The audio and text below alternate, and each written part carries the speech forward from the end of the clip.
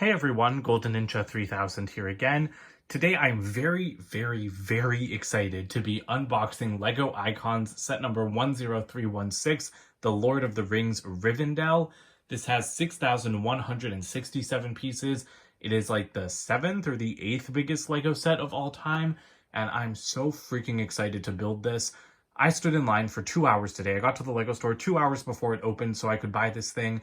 I'm uploading the unboxing today, and then I'm gonna take all week to build it, and I've got a bunch of Lord of the Rings videos coming out for you guys this week because I love this set so much. I truly think it's one of the best LEGO sets that they've ever made in history, and I saw it on display at the LEGO store. It was gorgeous. I cannot wait for this thing to be done and to live in my house forever.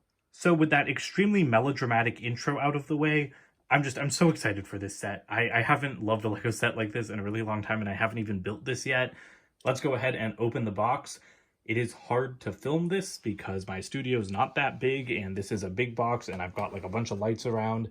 But let's go ahead and cut this open. And I will not be dumping all of the parts out because every time I do that with a big set, it just kind of destroys the side of the box. So I'm just gonna pull the bags out gently and then figure out how to get everything out. But wow, that is a full box. That is stuffed to the brim. My apologies for the slightly strange angle, but I guess this is gonna be how I do unboxings in the future because there's just not enough space in my studio to fully dump this. So let's just go ahead and start grabbing stuff and getting it out. Because back here, I can see an inner box, and I guess I might have to dump that, but let me figure out how to do this. Okay, I think I can pull this too if I get a good grip on it. This box is honestly smaller than I thought it would be for a $500 set. I kind of expected it to be slightly bigger.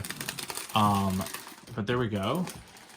Everything's coming out. I guess there are a lot of small pieces in this set just because it is so unbelievably huge. But yeah, sorry. This is a little bit of a production. All right, well, a whole bunch of bags came out of the box along with this smaller one. So let's go ahead and get this open. I do wish that this was printed. LEGO's done printed inner boxes in the past. The 1989 Batmobile had a nice blueprint style. The UCS Star Wars sets get really deluxe printed inner boxes. And so I kind of wish that LEGO had done the same thing. Also, this is really not a smart way to be cutting this box. So, but I mean, it's just, everything's at a very weird angle, okay? And I promise I'm doing my best. But yeah, I think that for Rivendell, LEGO definitely could have classed things up with a nicely printed inner box. But there is everything in this one. Let me just see if I can dump this out with minimal damage. Holy crap, this is heavy. And here we go. Now stuff is falling off the desk.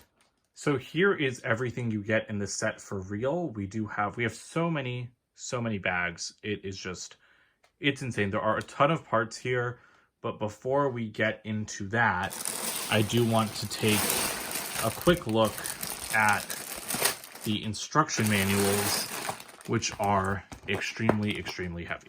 Okay, this is not super secure packaging. I mean, it's certainly better than what LEGO's done in the past, but I still feel like they could have some room for improvement. And I do think that we have multiple manuals. I think we have 3. This isn't a big Star Wars set where it's spiral bound or anything like that. And I also believe our sticker sheets are coming sliding out. So let's take a quick peek at those. Those are the murals. Those are very pretty. These are such good designs. I love them so much. Whoever did the graphic design on these stickers, give them a raise because these are perfect. These are completely perfect. And then we have a smaller sheet. Whoops. And then we have a smaller sheet. I don't know why we get 2 separate ones. Maybe because these are slightly metallic. I'm not sure. But at least none of them are transparent. I hate transparent stickers. They're so much harder to put on. So I'm really glad that none of these are transparent. And I think that's it. Nothing else in here. Because stickers can often get left behind in here, which that's another reason I don't love that packaging. But let's throw that at the back. And then let's take a quick peek at our instruction manuals. These are really pretty, but I do wish that they had the set number or name on them. I have no issue with fancy drawing style instruction manuals in an 18+ set. but other people have pointed this out. Like when you get to when you sorry, I can't talk today. But when time passes and there's no number on here, it's like you could have trouble identifying what set it's from. Obviously, a set like Rivendell, you're always going to remember because it's so beautiful.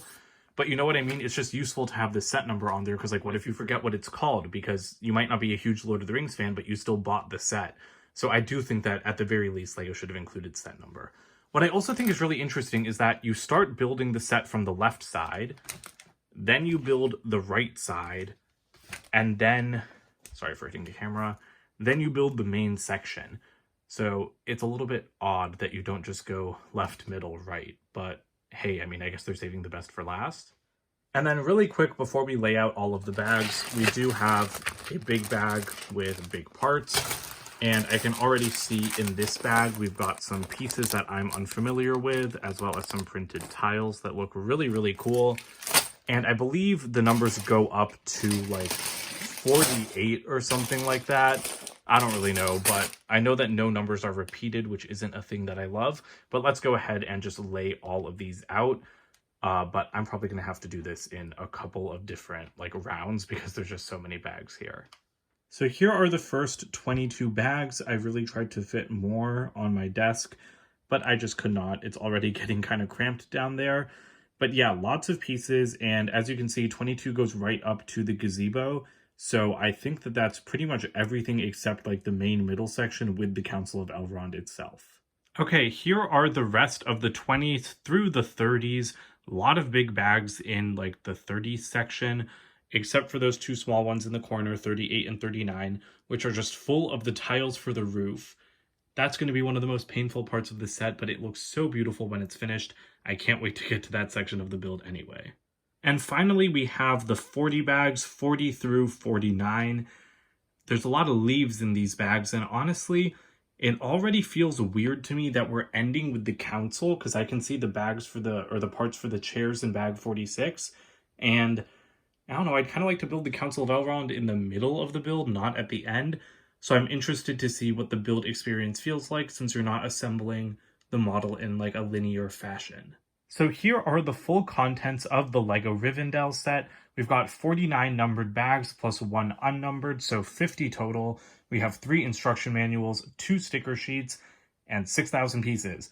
So I am super excited to start building this. I'm hoping to get my review out this weekend, but I don't know, if I really want to slow down the build on this, it might come sometime next week. Please let me know what you guys are most excited to see in this set in the comments below.